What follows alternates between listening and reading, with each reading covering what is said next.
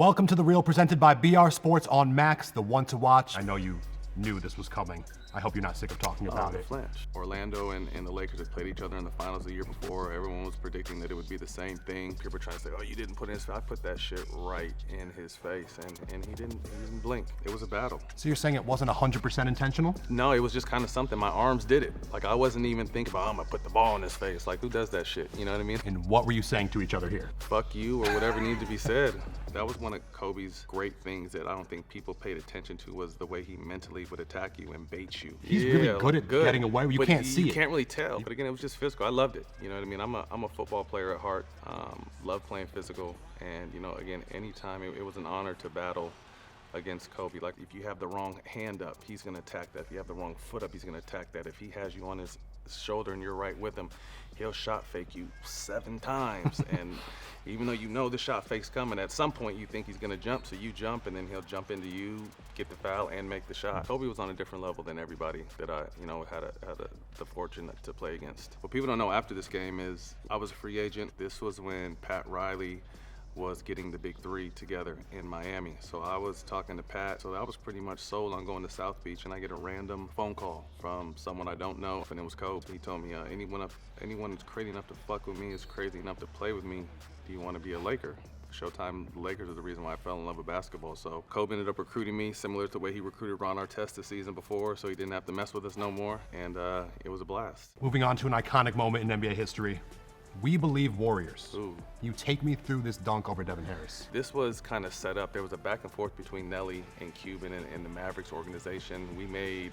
It took every single game. I think we won 16 out of our last 22 games to even make the playoffs. But Nelly was coming from Dallas, felt he had the blueprint to beat this team. I think this team had 69 wins. Dirk was the MVP.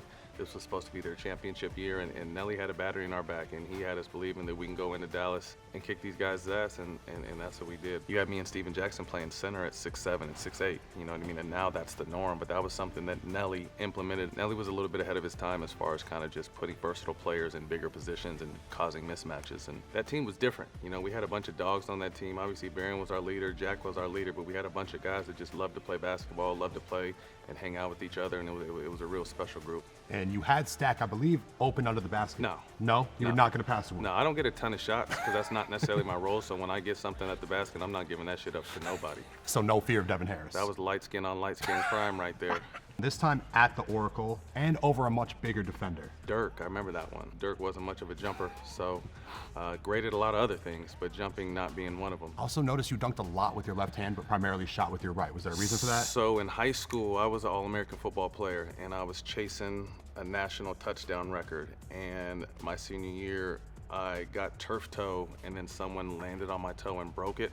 So I started, like my senior year of high school, I started jumping and dunking left-handed because my left foot was broken, and I couldn't handle the pain. So I kind of just stuck with it. That's how I kind of snuck people with dunks, because they would think that I would take off with my other hand and I would sneak them with the left. We were just kind of on a high horse. Like, we knew at this point they couldn't beat us, had to go get it. One of the unlikeliest buzzer beaters in NBA history. Can you break this down for me? Well, I think we were just tired of being in Detroit. You know what I mean? Nothing good happens in Detroit. I'm kidding. You know, it was a tough back and forth game. Wanted to get it over with. Took it maybe, I think, 2 seconds early, but I nailed it. Left a little bit of time on the clock, but luckily we were able to, defend the inbounds play and go home with the win. But what I didn't like was Courtney Lee kept trying to rub my hair, and I don't like people at all touching my hair. See, like I told him to watch. Get that shit off me, bro. But yeah, again, I mean, tough Detroit team. We were trying to find kind of who we were this season, and yeah, like I said, man, we were just trying to get out of Detroit, and I helped that process, expedited that process. Let's take it back to when you posterized an MVP. Do you remember this? Yeah, just, a bad closeout. I think I hit a few threes that game, so I wanted to kind of mix it up, and he never really cut me off. And I know Zaza is not much of a jumper, so, I took my chances at just really going to the rim strong, and I knew if I wasn't going to dunk and I was going to get fouled. Yeah, I forgot about that play. Did that warrant a technical foul? You got a tech there just for staring him down. Did I really? You did. I mean, I guess that's just reputation, because I didn't do shit right there, did I? No, I don't think so at all. I feel like a lot of this reputation was unwarranted, because if you go back, you're never throwing a punch, you're just instigating. And see, my whole thing with throughout my career is no one really ever messed with me. It was always me coming to defense of a Chris Paul at this time, or a Kobe, or other stars I would play with. I was just, if you're gonna mess with our guy, like, I'm not the baddest guy in the world, but I'm always gonna have my guys back. So someone said they did a report a couple years ago. They said I lost like over $500,000 in fines, which is ridiculous. Let's go on to another transition take, this time with a very unique outcome.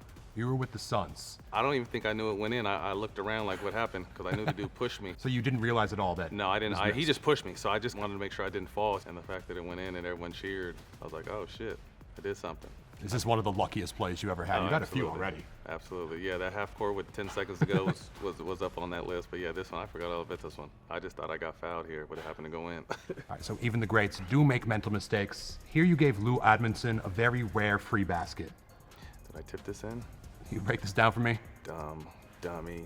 Lou was my guy that we played together a few years ago, so I knew he probably hadn't scored nothing yet, so I was just trying to help him out. So how did this happen then? Did you collide with Blake? Blake and DJ always used to argue for the rebounds, and Blake didn't really seem like he was going for it, so I was just gonna come in and grab it. Yeah, no, that was just my stupidity right there. That was definitely a Shaq'd in a fool moment.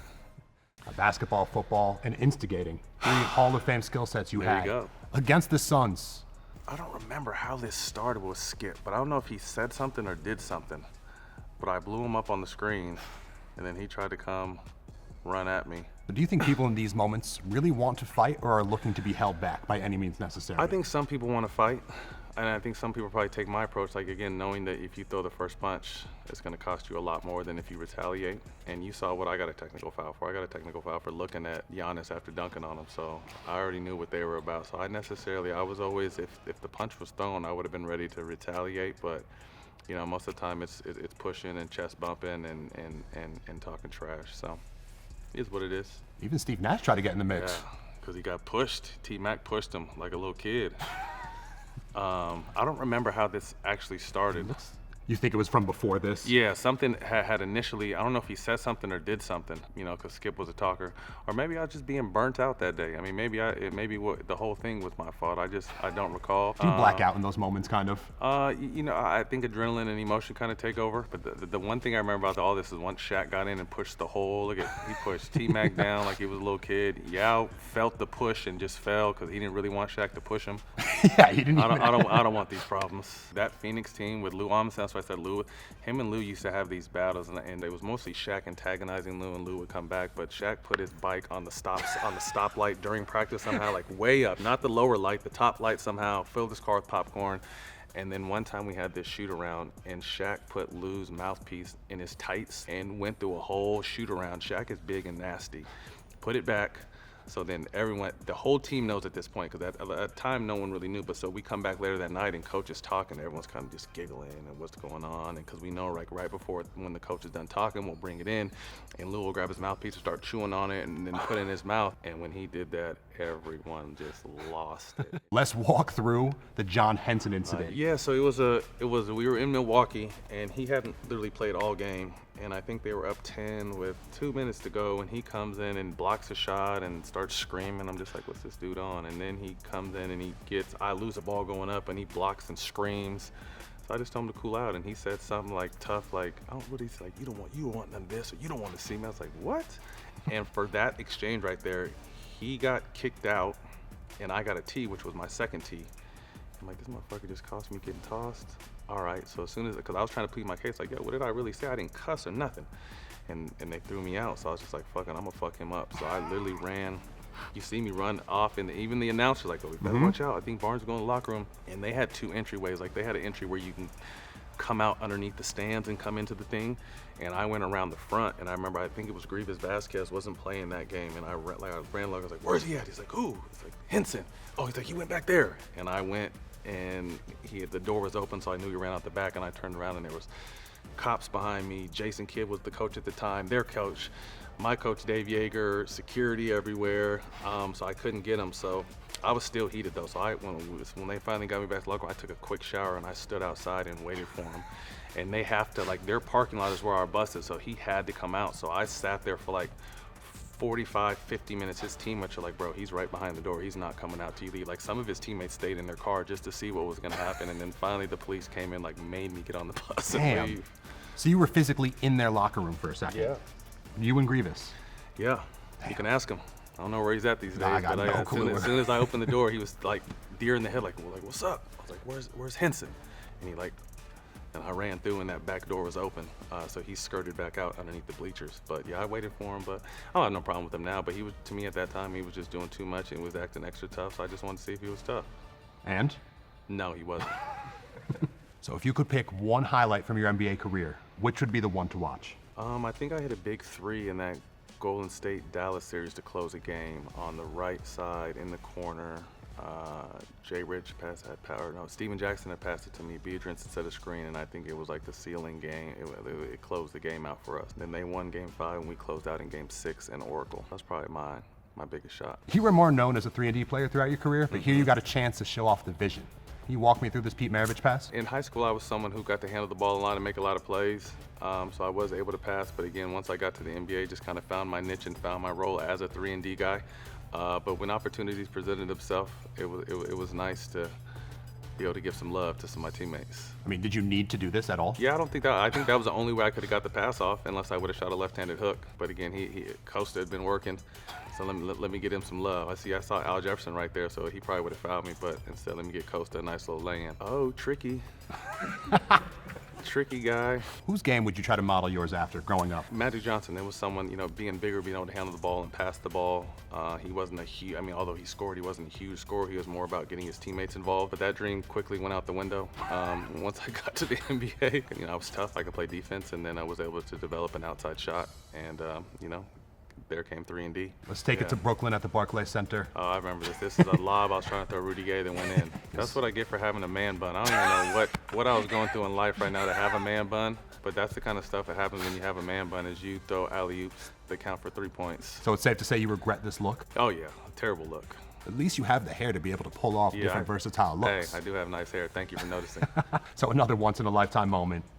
You were with the Lakers. Little mental mistake. Oh, boy. I probably wasn't expecting to go in the game because it's 2.2, so I thought we were just going to ride into halftime. But I guess they needed some defense for 2 seconds, so they called me in. I didn't even realize the time. Yeah, it was only 2 no seconds wonder. left. Okay, yeah, this makes more sense. I was already thinking about what I'm going to do in the locker room at halftime, and Phil or Mike Brown, one of them decided to throw me in there. Was this an instance that you smoked before the game? Oh, probably. What percentage of games would you smoke before? About 90. Do you think it increases or decreases your overall attributes? To me, it allowed me to focus. It was a way for me to relax, get a good nap, and then, once I got up, I'd start studying, the player. This game was LeBron and D-Wade. I had to guard the whole game. But we were doing it when it was, you were risking fines and suspensions to do it. I think people would be surprised on how many guys partook in smoking before games, after games, and the level of players these were. It'll come out one day. So we got a little game right here. Okay. I want to know who you would rather smoke with between these two options. Chuck or Shaq, and why? Damn, I can't have both. Can't I have like both. to get them both super high.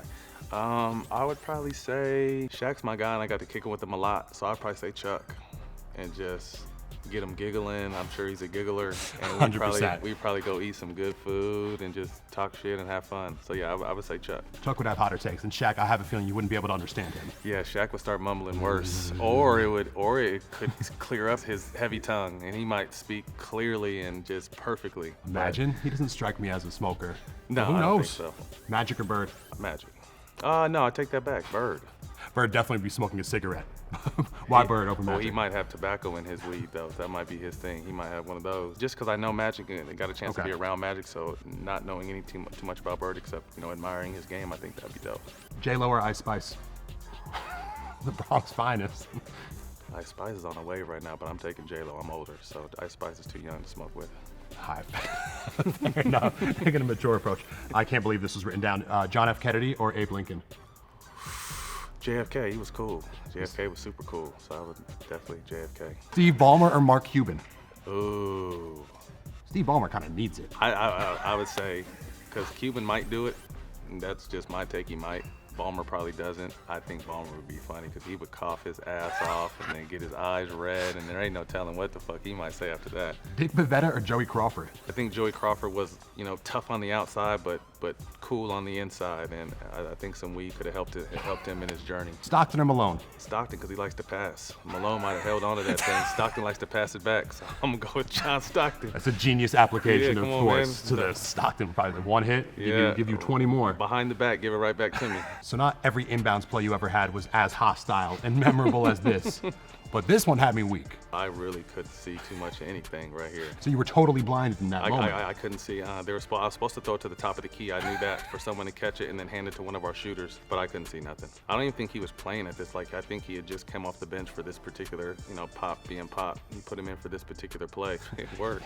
So Boban's been in a few blockbusters. He was a villain in John Wick. Oh, I don't know if you saw that. He's had a great run. I could see you doing film as well. What type of franchise would you want to be in? Something funny that you could smoke in and laugh. That's So what Snoop Dogg, Wiz Khalifa type Friday, of production? yeah, like a reboot of Friday or How High with me and Steven Jackson, like something like that. I think would go. All right, so Boban, I would say, could be drafted into a back alley starting five. Someone you would want on your side in a fight. Can you give me your starting five for a back alley team? Charles Oakley, Ron Artest, Zach Randolph, Xavier McDaniels, and myself. Ooh. I think we're running through whoever you put in front of us, as long as Mike Tyson is on the other side. Zebo bullies get bullied. Man, Zebo's a monster. Like, it was never loud and boisterous. He would just let you know, because it wasn't a game, that if you do this again, it's going to be a problem. And most of the time, they didn't do it again. You capped off a 14-year career by winning a ring. What was this moment like for you? I think the most special part about this is because I got hurt going into the playoffs and I didn't get a chance to play that much in the playoffs. I think the most important thing to me were my two little guys next to me, being a part of it. They were on the team playing with us. They were at practice having shootouts with Steph and KD. The night we won it, the best part about this was, my sons, and they also got rings. I bought them rings really? too. So my sons were, I think they're 8 here or 7 here, to be able to get rings and kind of just be a part of a journey of, arguably one of the greatest teams ever. The love that organization showed, again, Coach had them on the team planes, where we were playing cards, hanging out. The twins were right there in the hotel. They could come to breakfast with us and watch film. So they really, you couldn't tell the boys that they weren't on the Warriors. Like, they thought they were members. Still had 2 more years left on my contract, but I was going through a lot of stuff with my ex-wife at this time, and I wasn't able to see them as much as I wanted to. So I retired and, stepped into that dad role, and I loved it. Matt, thank you so much sitting with us, breaking doubt, down man. some of your most memorable and least memorable Appreciate it, man. regrettable moments. It's been an honor. Thank you so Thank much. you, Chad. Thanks for having me. Of course. Appreciate it.